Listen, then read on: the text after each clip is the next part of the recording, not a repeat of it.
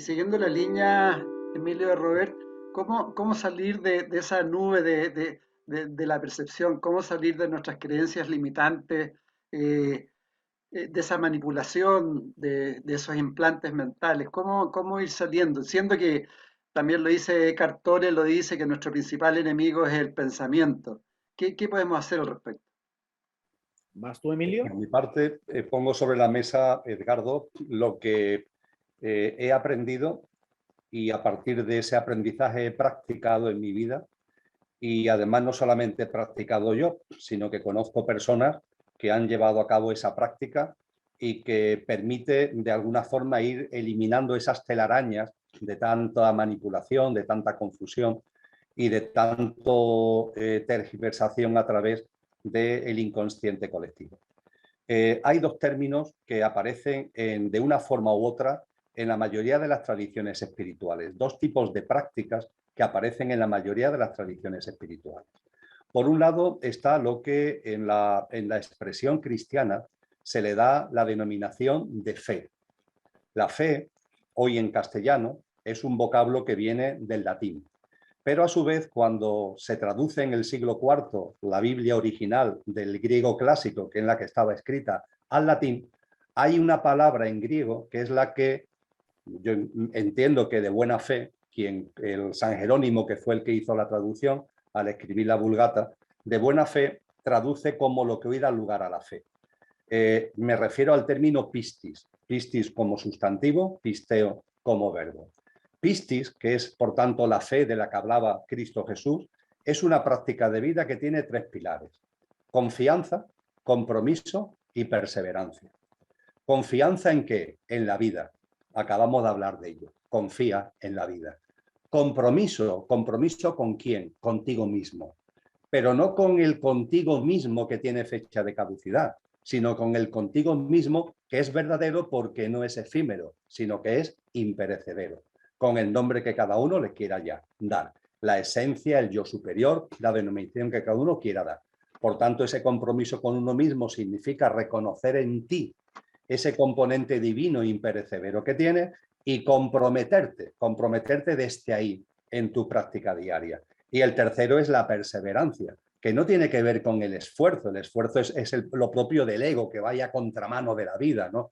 La perseverancia es constancia. Hay un término en el diccionario de la Academia Española de la Lengua que es muy bello, que es perseverancia final, es decir, una perseverancia y una constancia que de verdad se haga permanente en tu vida. Entonces yo pongo en valor, al hilo de lo que tú has planteado, Edgardo, esta confianza en la vida, compromiso contigo mismo desde el verdadero ser que eres y perseverancia. Y junto con ello, la triada perfecta.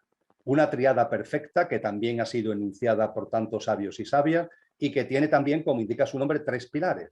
El primero es el mismo que la fe, la confianza en la vida, vuelve a aparecer, no puede ser de otra manera, la confianza en la vida. A partir de ahí, la aceptación que no es resignación, la aceptación que no es impotencia, la aceptación que no es encogimiento de hombro, ¿qué voy a hacer? Me tengo que aguantar, no puedo hacer otra cosa, no. La aceptación como fruto de la confianza en la vida. Confío y acepto. La queja desaparece de mi vida y comprendo y percibo que, como compartíamos hace un rato, todo tiene un sentido profundo, todo tiene un porqué y un para qué. Y la triada perfecta se concluye, termina con el no juicio. Se acabaron los juicios, muy especialmente sobre mí mismo.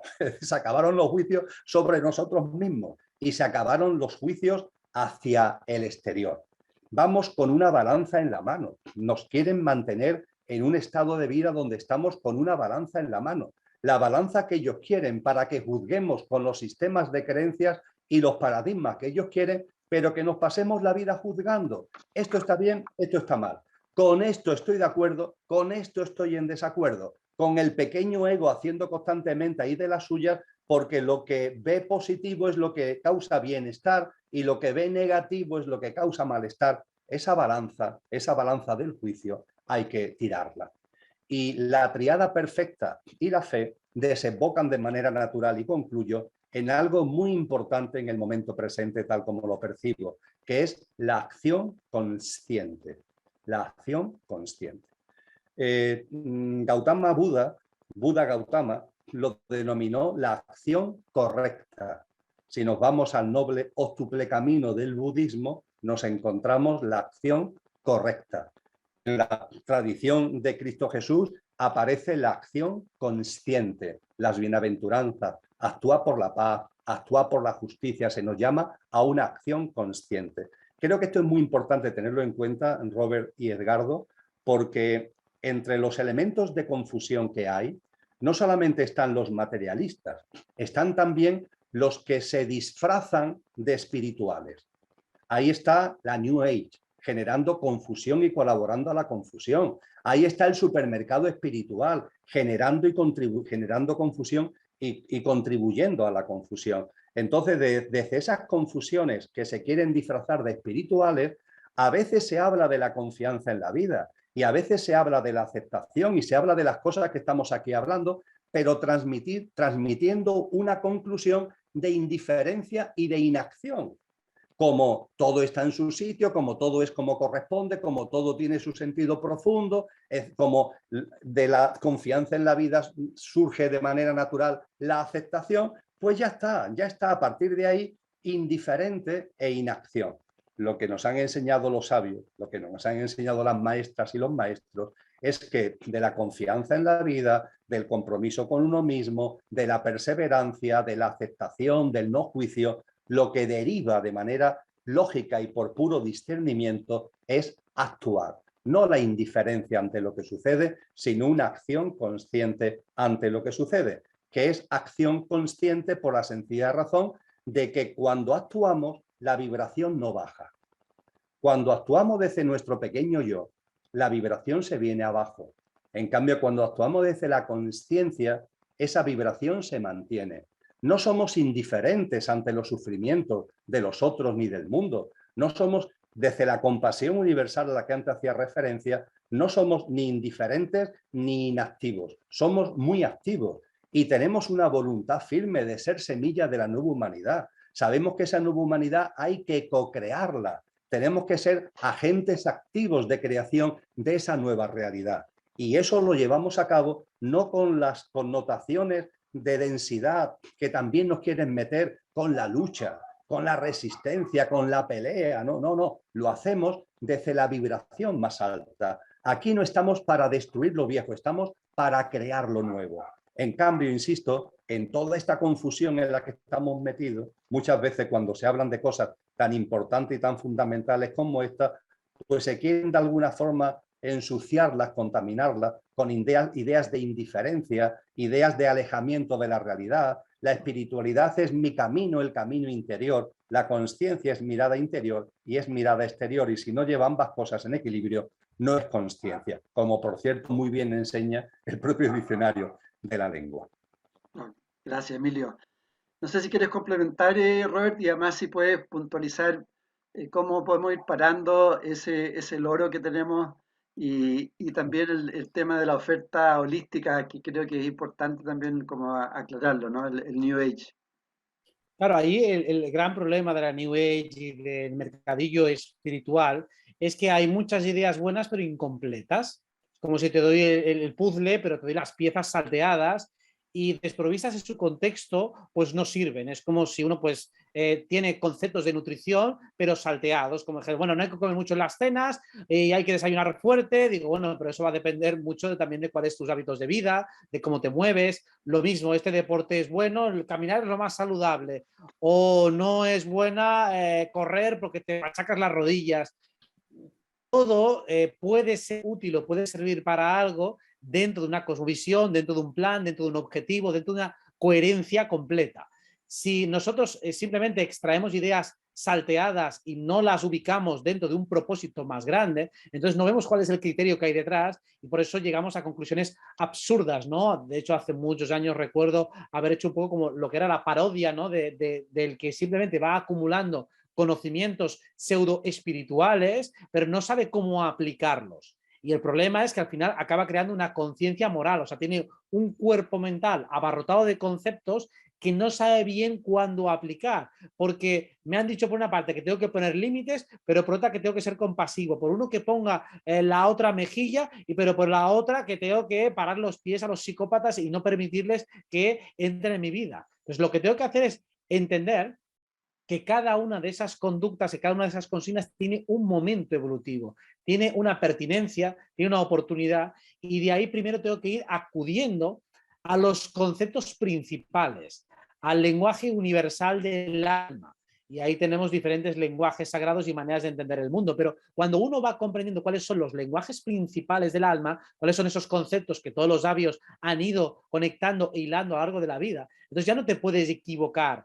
Ahí ya no puedes realmente hacer interpretaciones sesgadas. En cada momento, en cada situación, vas a responder como responde un taoísta, ¿no? Fluyendo sobre lo que está sucediendo, entendiendo exactamente cuál es el juego de fuerzas que se está dando en cada momento. No tiene sentido, como decía Emilio, que el trabajo solo y exclusivamente sea interior y que no haya nada al exterior.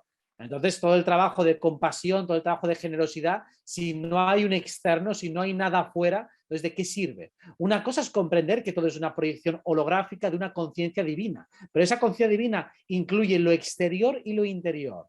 Una cosa es comprender que las cosas empiezan desde dentro y luego se ven desde fuera, pero eso no significa que no tengas que hacer nada con lo de fuera o que tengas que ser distante. Una cosa es que no tengas que dejarte arrastrar por las emociones y otra cosa es que tengas que intentar no sentir nada. Son cosas diferentes. Una cosa es que tengas que fluir y aprender que fluir con la vida, y otra es que tengas que esperar y que nunca hagas nada salvo que lo veas muy claro. Con lo cual, aquí hay que comprender cuáles son los conceptos fundamentales. Esos son el mejor anticuerpo, el mejor antídoto contra cualquier tipo de confusión. En mi caso, yo he aprendido el lenguaje astrológico, y desde el lenguaje astrológico he podido entrar a todos los otros idiomas sagrados, a la geometría sagrada, al tarot, a la numerología, porque todo es lo mismo. Todo me está hablando de la misma realidad. Una vez comprendes o por lo menos te adentras en un idioma, te das cuenta de que los demás están generados desde la misma estructura. Y eso es lo que te impide que te den gato por liebre, porque nadie me va a poder vender durante mucho tiempo un concepto subvertido. A lo mejor un rato me acabas convenciendo, pero en unos minutos me voy a dar cuenta de que ese concepto es incompleto, es subvertido o que le falla algo. No me va a resonar, porque una vez que comprendes los arquetipos fundamentales, ya te das cuenta de que no puede haber una cosmovisión completa en la que falle alguna de esas patas. No puede haber una existencia sin oposición. No puede haber una existencia sin oscuridad. No puede venderme un paradigma donde todo es luz y no hay sombra, o donde todo es yang y no hay yin, o donde todo es yin y no hay yang. Es absurdo. Una vez se comprenden esos arquetipos, es que no te pueden engañar nunca demasiado tiempo. Vale. ¿Y cómo paramos el loro? El loro, pues precisamente hay diferentes maneras de parar el loro según la personalidad y la configuración de cada uno. O sea, primero tienes que comprender cómo es tu loro.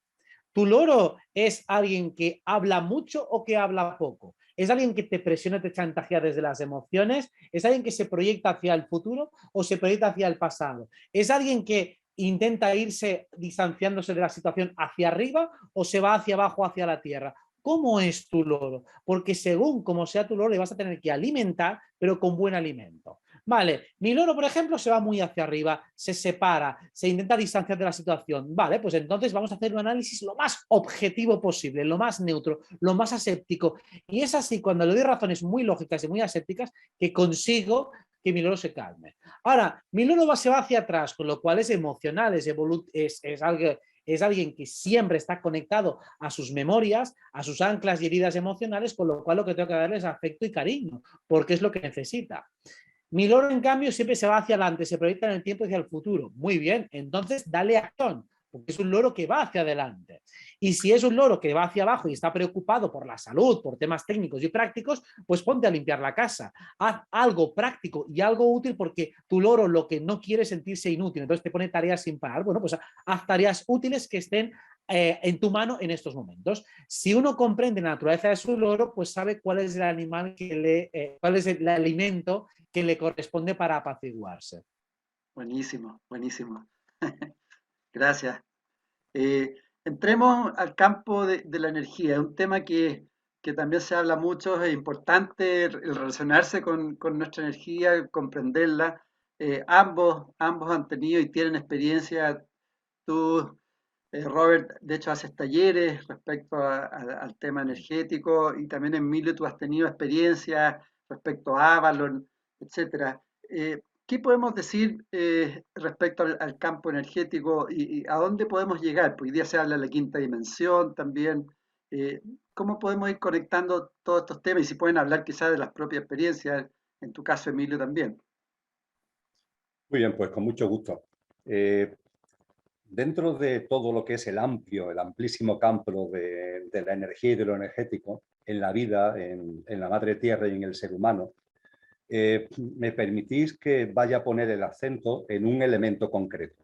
Hay muchos, pero creo que en lo que podemos compartir en este encuentro a las personas que se acerquen a él, a través de la edición de este vídeo por parte de Edgardo, creo que hay que poner en valor la existencia en el ser humano, también, por cierto, en la madre tierra, porque existen todos los seres vivos, pero en particular en lo que ahora aquí nos afecta al ser humano, la existencia de un componente energético.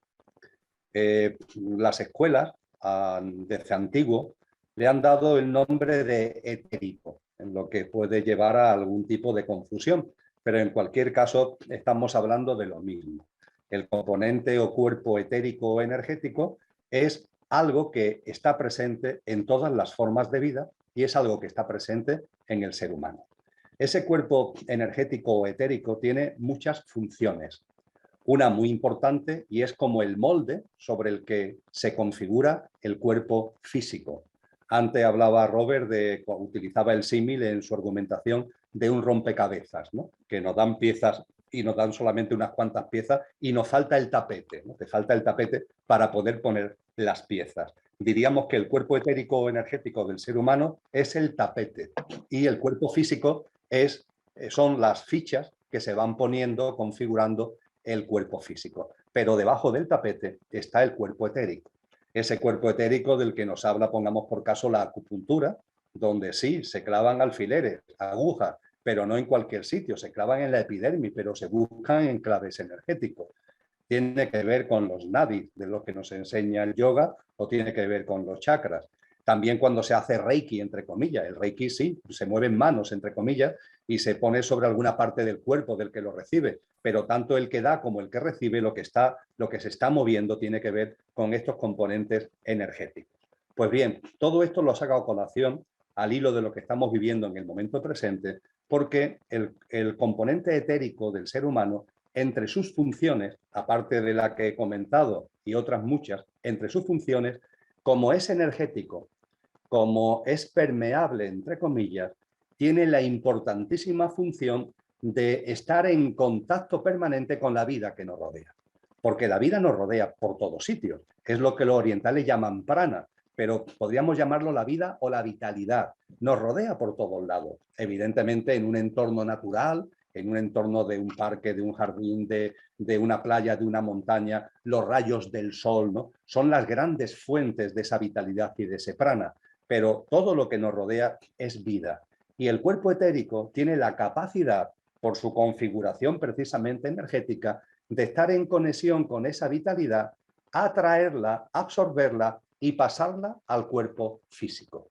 De hecho, el estado de ánimo, las mayores o menores ganas que tengamos de afrontar nuestro día a día, el quid de la cuestión no está en fármacos y en pastillas, está precisamente en llevar una vida, una práctica de vida en la medida de lo posible en contacto con ese sol, en contacto con esos parques, en contacto con esas montañas y esas playas, para que podamos recibir de ahí, permitirme que me exprese coloquialmente, las dosis suficientes, que nuestro cuerpo etérico pueda recoger las dosis suficientes de esa vitalidad para pasarlo al físico.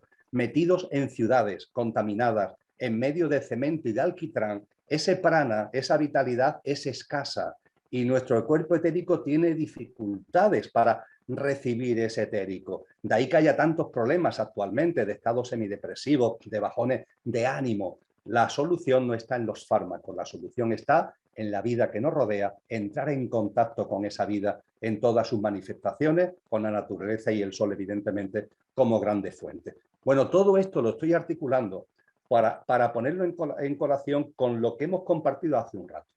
Cuando hablamos de lo etérico, de lo energético que hay en la vida y que hay en el ser humano, hay que tener en cuenta que se puede influir, y ese gobierno en la sombra, esa exigua minoría, esos que están ahí con tendencias involutivas, lo saben perfectamente, se puede influir enormemente en el ser humano con el inconsciente colectivo al que ya hemos hecho referencia, pero también desgastando, manipulando y alterando nuestro cuerpo etérico. Porque claro, si a nuestro cuerpo etérico le quita capacidad, le restan capacidad de absorber vitalidad, ¿qué es lo que le va a pasar al ser humano que le falta capacidad para absorber la vitalidad? Que vas a estar en un estado de ánimo de bajada continua.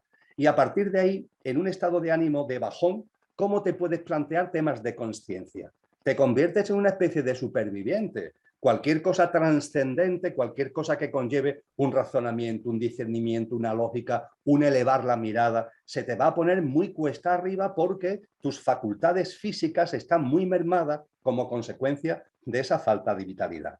A partir de ahí, creo que es muy importante en estos momentos tener conciencia de que hay en nosotros un cuerpo etérico, que ese cuerpo etérico es el gran atractor de prana y de vida hacia el cuerpo físico, con las repercusiones que eso tiene en nuestro estado de ánimo de la forma que ya me he expresado, y también ser consciente de que dentro de toda la manipulación y en este funambulista de que confunde, pero que todo está a la vista, etcétera, etcétera, hoy la incidencia, la afectación y la interferencia en el cuerpo etérico se ha convertido en uno de los grandes objetivos.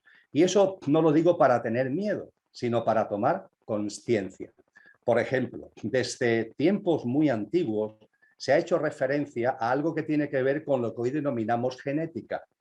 Y efectivamente en el cuerpo físico hay un elemento subyacente que es el ADN.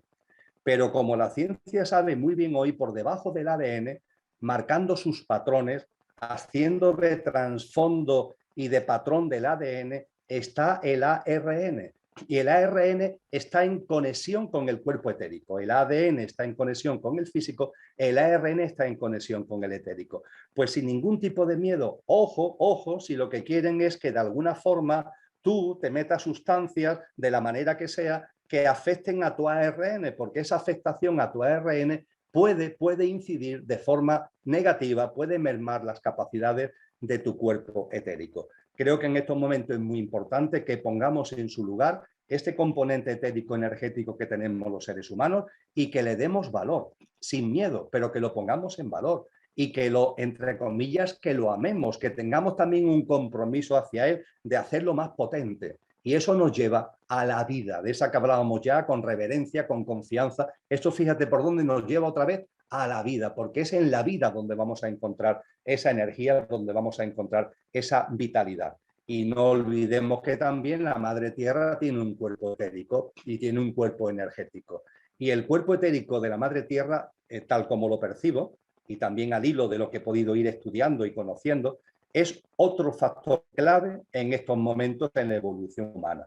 Yo diría que tenemos muchos grandes aliados, porque hemos hablado de entidades involutivas, etcétera, etcétera. También hay seres evolutivos que son nuestros aliados. No interfieren como los otros, pero están ahí, nos acompañan y de una forma suave, sin interferencia, impulsan nuestro camino. Pues bien, entre los grandes aliados que tenemos actualmente como humanidad está la Madre Tierra. La Madre Tierra está avanzando energéticamente, la Madre Tierra está avanzando vibracionalmente y esto es como un inmenso viento a favor que tenemos todos los seres humanos en el camino de la consciencia. Disculpadme, Edgardo, me haya centrado en este tema tan concreto del cuerpo etérico energético, pero no sé por qué he sentido al hilo de tu cuestión, Edgardo, que había que subrayar. No, maravilloso, Emilio, gracias. Quizás podrías complementar también, Robert, con lo que tú haces con las técnicas energéticas y con la limpieza de chakras, tanto que habló Emilio en el fondo, que la importancia de estar limpio, ¿no? Bien, pues a ver, el cuerpo etérico, como ya lo ha definido Emilio, pues es como una envoltura más sutil que envuelve a nuestro cuerpo físico. Y ese cuerpo sutil o cuerpo etérico también tiene su propia anatomía. Los chakras, los nadis vendrían a ser un poco como nuestras venas y arterias de ese cuerpo etérico, y los chakras vendrían a ser órganos. De hecho, solemos utilizar unos 7 principales. Y al igual que el cuerpo físico tiene sus órganos que regulan las diferentes funciones, el cuerpo etérico pues también tiene esos órganos, cada uno de los cuales sirve para algo. Y en este caso estamos regulando nuestra vitalidad, nuestra fuerza vital, aquello que anima realmente al cuerpo, y por lo tanto será lo que se despegue del cuerpo físico cuando fallezcamos. Así que mientras el cuerpo etérico y el cuerpo físico están unidos, el ser humano sigue vivo. Y de hecho, cuando se produce la muerte cerebral, lo primero que hacen es despegarse el uno del otro. Así que la limpieza de chakras sería, pues al igual que tú puedes tratar de nutrir adecuadamente a tu cuerpo físico, también puedes nutrir a tu cuerpo etérico. Se puede nutrir desde fuera o se puede nutrir desde dentro. Desde fuera, Emilio ya ha ido explicando que si, por ejemplo, tú estás en la naturaleza, dado que ahí hay una reverberación vitalista a tu alrededor, todos los seres vivos tienen sus campos energéticos y se están moviendo, están intercambiando energía sin parar, si tú estás en la naturaleza, tiendes más a revitalizarte, te alimentas con lo de fuera. Si estás en el asfalto, estás en la calle, estás en un lugar más inorgánico, el nivel de circulación del prana es muy inferior. De hecho, lo que conocemos como Feng Shui no deja de ser una manera de tratar de relacionarse con el universo etérico, porque todo tiene su carga energética, incluso los objetos inanimados. Si tienes ahí unos recuerdos de tu expareja y la odias, pues esa energía con esa carga intencional que tienes ahí te está afectando. O imaginad, incluso intuitivamente sonaría muy raro tener delante de ti una serie de objetos con forma de pinchos apuntándote. Bueno, claro, eso a nivel de Feng Shui sería horrible porque esa energía te está atravesando directamente, ¿no? Pues de una manera más o menos natural, aquellos entornos que tienen un buen Feng Shui significa donde el sistema energético etérico está dispuesto de una manera armoniosa, y también puede estar algo dispuesto de una manera inarmoniosa, siendo poco cálida. Por ejemplo, las salas de espera de un hospital, todo blanco, todo muy aséptico, puede transmitir tal vez pulcritud, pero en ningún caso transmite calidez, que vendría a ser uno de los elementos básicos para que haya una verdadera sanación. Habrá quien se sienta más cómodo tal vez en un entorno más bucólico, donde hay más vida, para ahí empezar un proceso de sanación. Quizá pues una casa rural apartada, y sí, seguramente el material quirúrgico será peor, pero la sensación de recuperación y de vitalidad será superior. Y decíamos, nos podemos alimentar el cuerpo energético desde fuera, con la naturaleza, con el Feng Shui, o también desde dentro. La motivación es una manera de ordenar nuestro sistema energético. Cuando una persona está enamorada, está motivada, tiene un fuerte deseo, un fuerte impulso, su sistema energético se llena de fuerza, se llena de poder. De ahí que cuando nosotros nos animamos, nuestra fuerza, nuestra vitalidad crece. Aunque no ingiramos nada físico, si nos movemos para proteger a otros, para salvar a otros, para ayudar a otros o para conseguir algo que nos motiva o nos apetece, de la naturaleza que sea, nuestro cuerpo etérico también se sana. Y bueno, podríamos ir chakra por chakra, lo que pasa es que sería muy largo, pero entendiendo que cada uno de ellos regula una parte muy concreta de nuestra naturaleza. Primer chakra nos conecta más con el cuerpo, segundo chakra con la energía sexual, entendiéndose como la combinación de lo masculino y lo femenino que hay en nosotros, esa fusión. El tercer chakra sería nuestra fuerza vital dirigida hacia un objetivo. Cuarto chakra sería el mecanismo de interacción que tenemos con otros seres.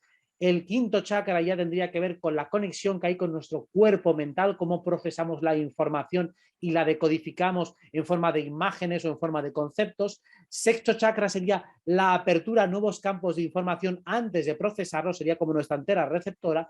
Y luego el séptimo chakra ya sería la conexión directa con lo divino que hay en nosotros. Esos chakras se pueden taponar, se pueden acelerar, se pueden hacer más grandes, se pueden hacer más pequeños, y las diferentes técnicas energéticas nos sirven precisamente para optimizarlos. Y nos damos cuenta que si uno está fallando, esas funciones que regula van a evidenciarse como en forma de déficit en nuestra vida ordinaria. Es decir, que si tengo el chakra garganta destinado con la comunicación bloqueada, me va a costar mucho procesar la información, me va a costar mucho comunicar, y también me voy a dar cuenta de que voy a tener muchas creencias limitantes que me impiden pensar adecuadamente. Así que con las diferentes técnicas energéticas lo que hacemos es poner nuestra intención para que eso se limpie y se sane. Porque, por supuesto, en el mundo energético importa mucho más la intención y la imaginación que los actos físicos. Los actos físicos pueden acompañarte, puedo utilizar la mano y acompaño a la intención, acompaño a la vitalidad y consigo hacer una sanación, pero solo con poner la mano es insuficiente, necesito de un acompañamiento intencional. Por eso en el yoga, en el qigong, en el tai chi y en los diferentes artes orientales se busca no solo que hagas una serie de movimientos físicos, sino que hay un estado de presencia y, como decía Emilio, de reverencia a esa vida en mayúsculas, porque eso lo que equivale es a que mi mente, mi corazón y mi cuerpo se sincronicen. Y esa es la base de la espiritualidad, conseguir vivir en esa armonización de los diferentes cuerpos. Eso es la verdadera espiritualidad, cuando todos los cuerpos están sonando exactamente con la misma nota. Buenísimo, buenísimo, gracias. Otro tema, nuestras principales, digamos, personas que ven siempre las charlas y te escuchan a ti, Robert, y a Emilio, son las mujeres. Yo quisiera preguntarles cuál es la importancia en estos tiempos, el rol de las mujeres en este proceso de transformación que estamos viviendo. Pues es un tema potente y necesario de abordar, porque también la consciencia se está abriendo paso con mucha fuerza en este ámbito. En paralelo también hay mucha confusión. Creo que lo que deberíamos poner en valor fundamentalmente, y ahora me explicaré mejor, voy a intentar ser breve, lo que tendríamos que poner en valor es lo femenino. Y no solamente lo femenino, sino el equilibrio entre lo masculino y lo femenino, la armonía y el equilibrio entre lo femenino y lo masculino. No lo digo por decir, es algo muy profundo, está en el contexto metafísicos, está en el contexto, por ejemplo, del corpus hermeticum, de los principios herméticos, el principio de género, el que recordemos que en la vida y, por supuesto, en el ser humano, hay en todas las personas, independientemente de nuestra sexualidad, hay una parte masculina y una parte femenina. Y cada una tiene su función, cada una tiene su razón de ser. Normalmente se le ha llamado a lo masculino el principio activo y a lo femenino el principio pasivo, pero no bajo ningún concepto peyorativo lo de pasivo. Lo masculino está más ligado a la acción, está más ligado a la voluntad. Lo femenino está más ligado a lo intuitivo, a lo sensitivo. Está más ligado también a todos aquellos valores que, cuando hemos hecho referencia a lo que es el momento que vive la humanidad desde finales del siglo XIX, cuando hace un buen rato hablábamos de todo eso, lo que ha ido habiendo cada vez más es un ninguneo, un olvido, una expulsión.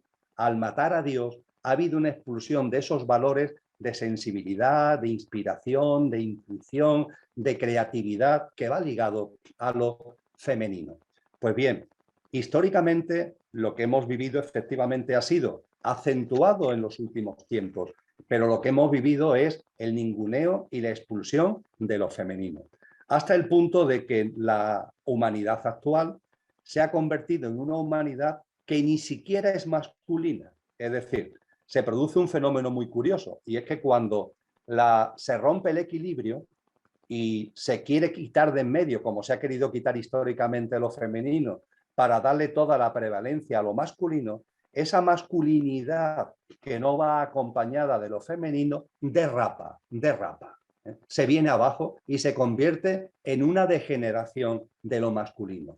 Y eso tiene mucho que ver con todo lo que son los grandes valores que actualmente imperan, de egoísmo, de egocentrismo, en el sentido amplio de ambas expresiones.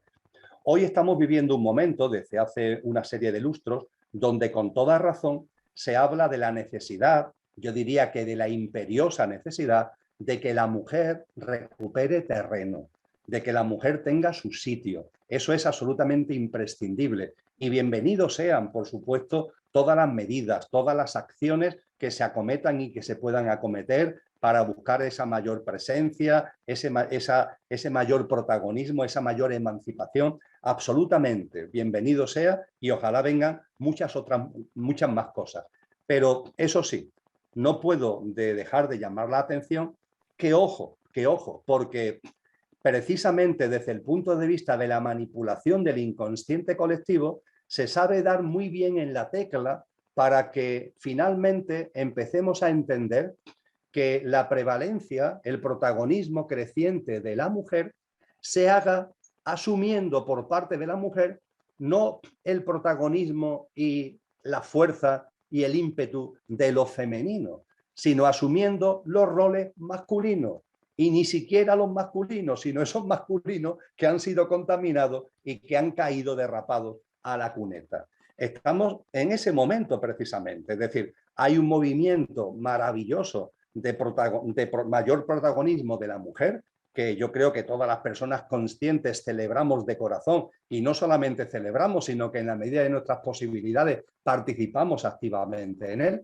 Pero claro, ojo, que ese protagonismo y esa potencia de la mujer sea de lo femenino, no sea a costa de que la mujer se masculinice y haga suyo principios, valores, comportamiento y conducta de esa masculinización pervertida por no haber estado en equilibrio de lo femenino. Creo que estamos en un momento donde, si observamos bajo este prisma muchas cosas que están ocurriendo, creo que podemos ver plasmaciones muy prácticas, plasmaciones muy concretas de lo que brevemente acabo de sintetizar. Gracias, Emilio. Querido Robert. Sí, estoy completamente de acuerdo que es eso. Se está promoviendo que la mujer adopte roles masculinos distorsionados, pero no se está entendiendo, no se está promocionando, vamos a decir, desde el sistema, los valores verdaderamente femeninos. A ver si podemos tratar de esbozar nuevas definiciones que sirvan para ilustrar o por lo menos para imaginar o jugar un poco más sobre estos conceptos, ¿no? Entiéndase lo masculino como la acción y lo femenino también como la manera que tenemos de reaccionar frente a lo que nos sucede. Entonces, entiéndase lo femenino como nuestra inteligencia emocional, nuestra inteligencia vincular, nuestra inteligencia interactiva. Así que, claro, nuestra parte femenina es la que nos da el discernimiento, es la que nos da también la capacidad de entender las intenciones del otro, con lo cual, para comprender cómo nos están intentando manipular, debemos hacernos valer o debemos utilizar nuestra parte femenina, no la masculina. Quizá por eso hay más mujeres que se han dado cuenta del gran engaño, porque es la cualidad receptiva, aquella que está relacionada con cómo reaccionamos frente a los fenómenos, aquella que tiene que estar más alerta y más despierta, precisamente para darse cuenta del gran engaño que viene desde fuera. Claro, desde la parte masculina estamos más hiposensibles porque estamos centrados en un objetivo. O sea, la parte masculina es la que genera el deseo, pero el objeto del deseo es lo femenino, lo que buscamos es lo femenino. De hecho, en la naturaleza ya se ve como suele ser lo macho lo que busca a la hembra. Y eso lo podemos aplicar en todas las dimensiones. La parte de nosotros que tiene objetivos es la parte masculina, la que pelea por los objetivos. Pero los objetivos son femeninos. O sea, el objeto al final, ¿qué buscas? Buscas un placer, una recompensa, un incentivo, una tranquilidad. Buscas lo femenino, busco el descanso, esa fiesta, esa gloria, eso es lo femenino. Esa es la parte receptiva. Es decir, esa metáfora o clásico cuento en el que el guerrero al final lo que busca es descansar, al final lo que quiere es llegar a esa paz, la paz como concepto pasivo, concepto femenino. Entonces, básicamente, intentan negarnos ese concepto femenino y, sobre todo, que nunca nos convirtamos en alguien valioso. El concepto de valor es femenino. El masculino es el que busca el mérito, es el que busca ganarse ese valor, busca hacer méritos, busca hacerse el fuerte para conseguir finalmente algo que la feminidad ya consigue. Una mujer, y vamos a decirlo dentro del sentido más biológico y sexual, una mujer es más valiosa que un hombre. Una mujer siempre tiene más candidatos y pretendientes que un hombre, porque lo femenino de manera natural ya crea valor. De hecho, muchas mujeres cuando son jóvenes se sorprenden, ¿no?, de que su mera compañía, de que su dulzura, de que lo que aportan ya sea valioso y deseable por muchos hombres, simplemente por estar allí, por ser como son, porque la naturaleza femenina crea valor de manera automática, porque es lo que proporciona la dulzura y la calidez. Y de hecho son los valores maternales precisamente lo que crea la maternidad y lo que crea la protección y lo que crea más sensación de seguridad en el bebé. O sea, que es lo femenino lo que crea el valor. Entonces, si no nos quieren femeninos es porque nos quieren sin valor. No tenemos valor para el sistema. Somos completamente inútiles y reemplazables. Nos estamos completamente en una rueda de hámster masculina, o sea, somos soldaditos masculinos como espermatozoides defectuosos que tratamos de fecundar un óvulo que nunca llega, que es el sistema buscando un reconocimiento que nunca nos va a dar. Esa es un poco nuestra rueda de hámster. O sea, finalmente conseguir que las mujeres acaben trabajando más horas que un reloj para no recibir tampoco ningún tipo de recompensa, para que sigan siendo madres, además trabajando, además teniendo muchas más complicaciones y marrones, cuando no es quizá su naturaleza más esencial, y al final lo que les han hecho es meterles en la misma trampa en la que han metido antes al hombre y a lo masculino. Así que básicamente el sistema quiere hombres defectuosos y que lo femenino ni lo olamos, que no nos sintamos valiosos, que no nos sintamos dignos de lo que los demás nos busquen y por lo tanto que vivamos también sin esa paz y tranquilidad que solo proporciona lo femenino. Gracias, gracias. Bueno, muchas gracias a todas las mujeres que siempre están apoyando, colaborando, comprometidas. Y para cerrar y no aprovecharme más de su tiempo, la última reflexión respecto, por un lado, a cómo en términos prácticos poder conectar a lo que somos esencialmente y cómo podemos ser un aporte en acción consciente a la construcción de una nueva humanidad. Emilio. Estupendo, muy bien, Edgardo. Creo que es un tema sensacional para cerrar como correlario de todo lo que hemos hablado. Creo que de una forma u otra, a todas las personas que nos movemos o nos queremos mover en el ámbito de la conciencia, nos ha llegado esa expresión oriental que dice que si la taza está llena, no se puede echar cosas en la taza, que primero hay que vaciar la taza para poder echar lo nuevo a la taza. En el ámbito cristiano decía Cristo Jesús que el vino nuevo necesita odres nuevos, no valen los odres viejos. Quiero decir con esto lo siguiente. Cuando hablamos de que se haga presente lo que somos, que es de lo que se trata en definitiva, esa presencia a la que ya hemos hecho mención, es enormemente importante que esa presencia tenga espacio para hacerse presente.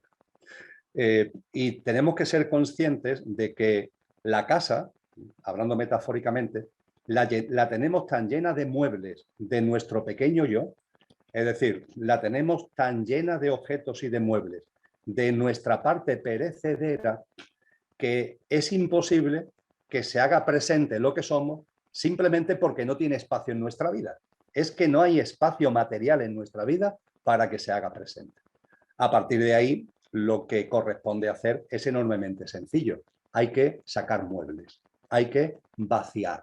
Hay que vaciar la taza, se necesita un odre nuevo.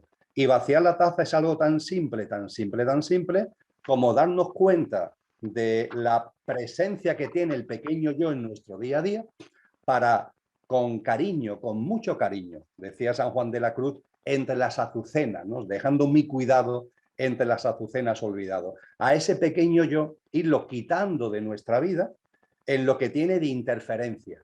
Tiene un servicio que darnos, por supuesto, pero en lo que tiene de interferencia. Yo a eso lo llamo la desidentificación con el pequeño yo. Es decir, esas vocecitas continuas y esas conductas y esos comportamientos permanentes que tienen que ver con el pequeño yo, tomamos conciencia de dónde viene y a partir de ahí decimos, no, este no es el camino. Y ese mueble lo saco de mi casa. Compartí hace un rato esa vocecita que nos dice que las cosas tienen que ser lo que yo quiero, como yo quiero, donde yo quiero, cuando yo quiero. Pues no, ya me he dado cuenta, desde lo que verdaderamente soy, que ese mueble lo saco de mi casa. Ese mueble que me está diciendo permanentemente la vocecita del pequeño yo, que lo importante es el qué, que todo es el qué hago, el que dejo de hacer, qué pasa, que dejo de pasar. Pero hay algo en mi interior, tiene también con lo femenino que comentaba hace un momento Robert, que me dice, oye, es que es muy importante el cómo se vive el qué. Es que realmente el gimnasio de la vida me está poniendo por delante cosas que tienen toda un porqué y un para qué. Y a partir de ahí, la clave está en cómo vivo ese qué, no tanto en el qué, sino en cómo vivo ese qué. Y ese mueble de tanta obsesión por el qué, lo saco también de mi habitación, de mi vida. Saco de mi vida el lío de los problemas. Toda la gente está con problemas arriba, problemas abajo. En la vida no hay problemas, son todo experiencias, oportunidades. Las dudas, la gente no quiere tener dudas. Las dudas son maravillosas porque ponen de manifiesto que estamos vivos. Y cuando tenemos dudas, las dudas son o deben ser creativas. Vamos sacando, en definitiva, podría seguir con muchos tics propios del pequeño yo, que podemos llamarlo metafóricamente muebles, los voy sacando de mi vida, los voy sacando de la taza y de esa forma dejo espacio para que de manera natural lo que soy se haga presente. ¿Habrá algo más natural que el que se haga presente lo que soy? Lo extraño, lo extrañísimo, lo profundamente anormal es que lo que soy no se haga presente. Y lo único que impide que lo que soy se haga presente es que está tan lleno el espacio de mi vida de aquello que soy, pero efímera y pasajeramente, que no permito que lo que verdaderamente soy entre en escena. Por tanto, creo que la desidentificación con el pequeño yo, pero con mucho cariño, con mucho respeto, sabiendo que también tiene un sitio, yo lo llamo el coche y a la esencia el conductor. El coche tiene su sitio, ¿no? Pero lo importante es que haya un conductor que coja el mando consciente. Eso, y para terminar, Robert y Edgardo, para terminar, una segunda llamada, que voy a ser mucho más breve a la hora de desarrollarla, porque encaja también con cosas que ya hemos compartido. Hay personas que me dicen, Emilio, ¿cómo puedo encontrar el sentido de mi vida? ¿Cómo encuentro el sentido de mi vida? Pues bien, a mí me gusta compartir que nunca vas a encontrar el sentido de tu vida si antes no encuentras el sentido de la vida. Busca el sentido de la vida con mayúscula. Lo hemos hablado, ¿verdad? El sentido de la vida, el Tao, hemos hecho mucha referencia a ello. Busca el sentido de la vida y cuando lo vayas percibiendo, sin ningún tipo de problemas, encontrarás el sentido de tu vida. Pero mientras que no percibas el sentido de la vida, no vas a encontrar el sentido de tu vida. Así que desidentificación con el pequeño yo para vaciar de tantos muebles que impide la presencia de lo que somos y junto con eso, esa indagación, esa búsqueda que es gozosa además, que no es de sufrimiento, sino que es de gozo, del sentido de la vida para, a partir de ahí, darnos cuenta del sentido de la vida de cada uno. Muchísimas gracias, querido Emilio. Robert, cerramos contigo. Vale, pues intento enlazar con lo que ha ido diciendo Emilio y lo voy empalmando con otros conceptos. El sentido de la vida en mayúsculas, el global, el general, es el que te da el marco, es el que te da el contexto, es el que le da un sentido a tu experiencia individual, porque al fin y al cabo tu existencia individual forma parte de un orden mayor. Entendido el orden mayor, se puede entender la función que tienes. Es decir, si yo comprendo que el objetivo de este cuerpo físico es sobrevivir y vivir con una cierta calidad de vida, puedo entender cuál es el propósito que tiene el hígado, el propósito que tiene el pulmón, porque todas forman parte de algo más grande. Entonces, entendiendo lo macro, puedo comprender por extrapolación lo micro. Incluso puedo entender el por qué y el para qué de cada una de las células que componen mi organismo. Así que por una simple ley de analogía puedo comprender para qué sirvo. Y lo mismo, si yo quiero encontrar ese sentido más profundo dentro de mi vida, también puedo fijarme en los micro objetivos, en los micro metas que he ido teniendo a lo largo de mi vida, porque en todas ellas siempre hay un denominador común. O sea, uno no dispara absolutamente en todas direcciones, sino que siempre sigue un pequeño rango de acción y no se mueve de allí. Hay quien busca de una manera permanente el conocimiento, hay quien busca la aprobación, hay quien busca la conexión emocional o vínculo con los demás, hay quien busca compartir lo que sabe, hay quien busca la potencia y el poder, hay quien busca la libertad. Siempre detrás de todas tus acciones y motivaciones hay un denominador común. Entonces vas a encontrar lo que es el verdadero propósito de tu vida observando y deduciendo, observando tus huellas y tu rastro, cuál es el denominador común entre todas las acciones que has ido haciendo. Si observas y eres absolutamente honesto contigo mismo, descubrirás que siempre estaba detrás el mismo hilo conductor. Si uno quiere empezar a funcionar bien en su vida, que empiece a expresar de manera afirmativa aquello que siempre ha buscado. Y digo de manera afirmativa porque muchas veces simplemente expresamos de manera negativa y represiva aquello que queremos. No quiero sufrir o no quiero que me molesten. Digo, bueno, no, quiero vivir tranquilo y en paz. quiero por lo tanto alcanzar cierto nivel de placer. Es que sufro por mis hijos. Bueno, quieres entonces el bienestar de tus hijos. Expresa en positivo aquellos deseos que hay y te darás cuenta de para qué estás aquí, porque nunca has dejado de trabajar, de actuar para aquello a lo que has venido. No es algo que simplemente tengas que descubrir porque siempre ha estado. Es algo que como mucho lo que estás buscando es la manera de expresarlo conceptualmente de una manera lineal en un solo enunciado. Que esa no sea tu obsesión, sino dedícate a vivir plenamente y entonces la frase surgirá sola. Digo, coño, he venido aquí a servir de una manera muy concreta, muy determinada, a unos seres muy concretos y muy determinados en un momento muy determinado. Te darás cuenta de que eso al final era lo de menos, que lo importante era estar inmerso en la acción y que la elaboración intelectual de para qué has venido, en definitiva, ha sido un juego más. Muchísimas gracias. Bueno, muchísimas gracias, querido Robert. Muchas gracias, querido Emilio. Ha sido un lujo, la verdad, que estén los dos juntos, súper complementados, además pura información de sabiduría, mucho oro, así que yo creo que todas las personas que están viendo y que van a ver este video lo lo van a valorar, ¿no? Y felicitaciones por todo lo que hacen, especialmente en estos tiempos. Así que un abrazo muy grande a los dos y agradecimiento también a todas las amigas, amigos por estar conectados. Gracias, gracias. Muchas gracias también a vosotros dos de corazón. Gracias, Robert. Gracias, Edgardo. Gracias a todos los participantes. Eso. Gracias, Edgardo. Gracias, Emilio. Y gracias a todos, por supuesto. Gracias a ustedes. Chao, chao.